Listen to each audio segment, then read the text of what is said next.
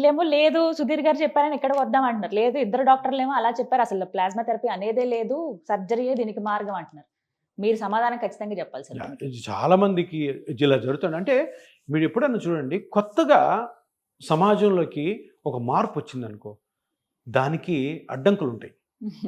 ఉంటాయి కదా, అందరు యాక్సెప్ట్ చేయరు, టక్ టక్ టక్ అని యాక్సెప్ట్ చేయరు.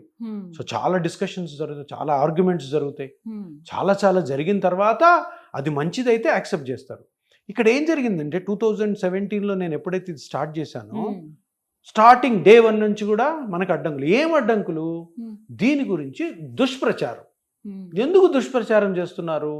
ఎవరు దుష్ప్రచారం చేస్తున్నారు? ఇప్పుడు మీరు అన్నారు కదా, ఎవరో పేషెంట్ నా దగ్గరికి వచ్చి నమ్మకంతో నా మాట విని నమ్మి, సర్లే సెకండ్ ఒపీనియన్ దగ్గరికి వెళ్ళి, సెకండ్ ఒపీనియన్ డాక్టర్ ఎవరైతే మాట్లాడారో ఆ డాక్టర్ వద్దు అన్నప్పుడు అందరికీ కూడా ఒక విషయం అర్థం అవ్వాలి. ఏంటంటే ఆ డాక్టర్ ఎవరు?